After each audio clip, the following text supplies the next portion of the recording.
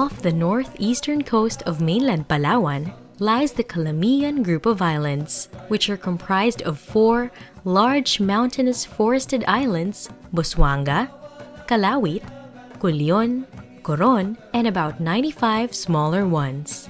Coron, the main town in the area, is situated on Busuanga, a natural fortress of sheer limestone cliffs.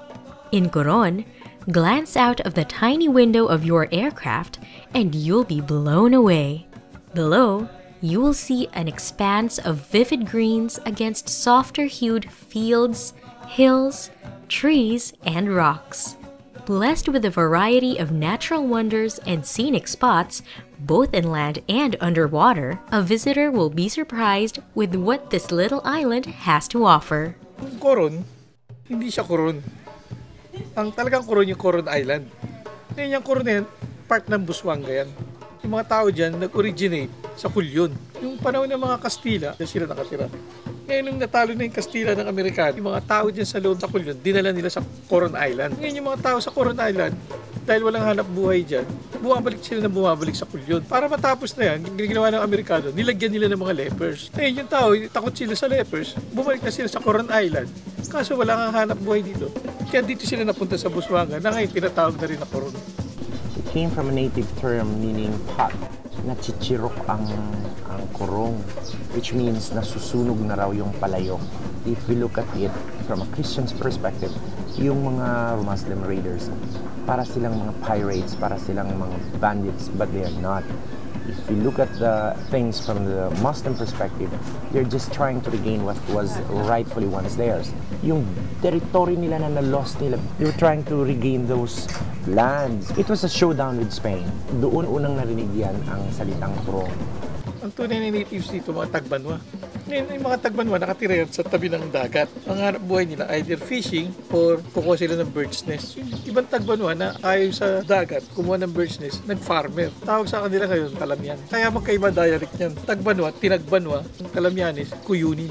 Kuyunin is a Tagalog term referring to Kuyono. Kuyono is English referring to the people of Cuyo Island and the language in Cuyo Island.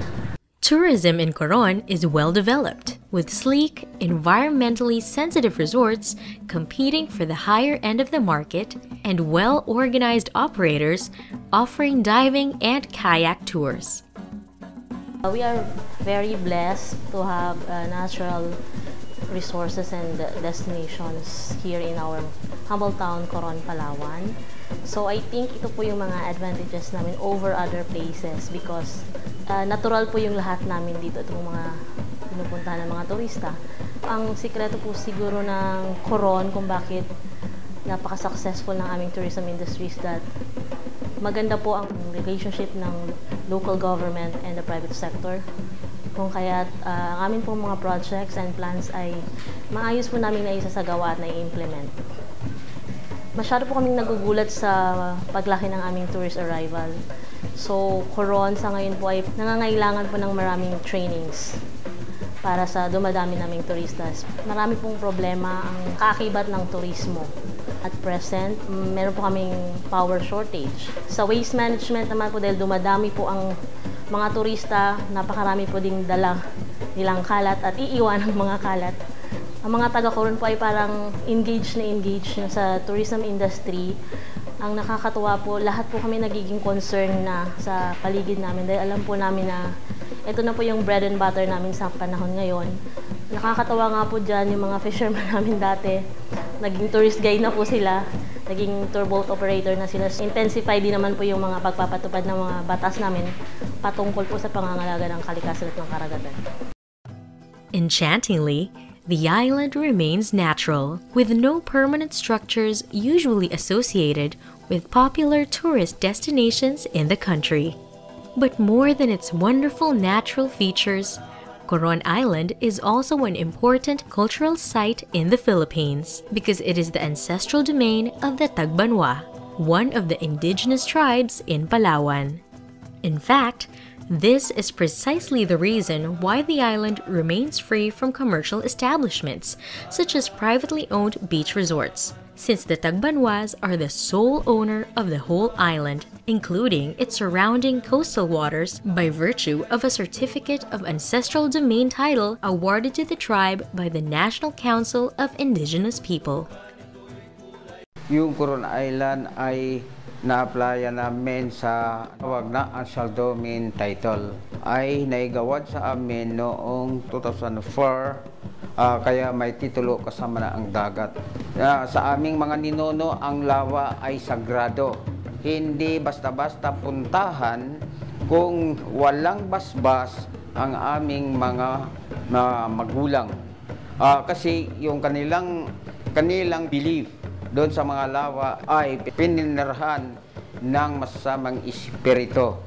Kung sino ang bagong pumunta doon na hindi pa nakapunta sa lawa, ay mayroon silang basbas. Pag basbas nila, yun, malaya na ang isang tao na pumasok sa lawa.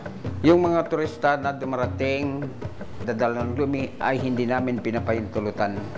May mga gwardiya kami para mag-maintain ng kalinisan ng buong isla ng Coron.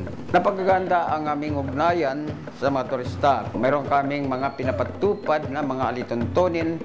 Kabutihan naman ay nakikinig sila at marami silang paghanga na napagaganda aming lugar. Kaya kami ay nasisiyan din sa kanilang pagpupuri. In lieu of this biodiverse feature, Coron Island has a very high potential for ecotourism. In fact, it is one of the priority areas under the Sustainable Tourism Development of Palawan. However, the once-upon-a-time rich coastal areas of Coron Island is constantly facing threats from illegal fishing activities and waste disposal. Sustainable development is meeting the needs of the present generation without compromising the needs of the future generations. We minimize use of carbon, we minimize use of plastics, we respect the local culture, communities, and we practice yung sustainable use ng mga resources. Tinitignan namin lagi yung tatlong component, environment, social, economic. So when we take care of environment, napakayaman ng resources natin, mapapackage natin, mamamarket natin yung lugar ng maganda. Una, it will supply our primary needs. Pangalawa, kapag na-protect natin environment, nagkakaroon tayo sa marine protected areas. Ang community, kapag marunong mag-handle ng resources like marine protected areas, ang kanilang huhulihin sa buffer zone lang, may disiplina. So, dadami yung isda, magkakaroon ng supply. Tested na yung gantong formula, na if you protect the core zone, yung spillover, yung makukuha ng community. And there comes the third factor, yung economic. Diba, magbe-benefit na yung local economy. Resources, inalagaan ng community na enough yung kanilang needs. And then later on, may surplus sila. They can sell it. They can trade it. Doon yung economic benefit. So, kapag na-harmonize natin, naging maganda yung pag-handle, pag-manage ng tatlong factors na yun, no doubt, sustainable development follows. Let us protect the environment and respect the right of our indigenous people. Help save the remaining corals by following the guidelines set by the Tagbanwa tribes when you enter their ancestral domain to ensure sustainable use of tourism resources. By sharing your little efforts and cooperation, you can help minimize the global environmental problems. While Coron, Palawan may not be as popular as Boracay or Cebu as a summer destination, it is quickly becoming famous for all the good reasons. Its white sandy beaches and clear blue seas are probably one of the most beautiful in the world. The fact that it isn't as commercialized only adds to the serene experience of being in a place relatively untouched by modernization, making the island a true epitome of paradise away from the chaos of city life.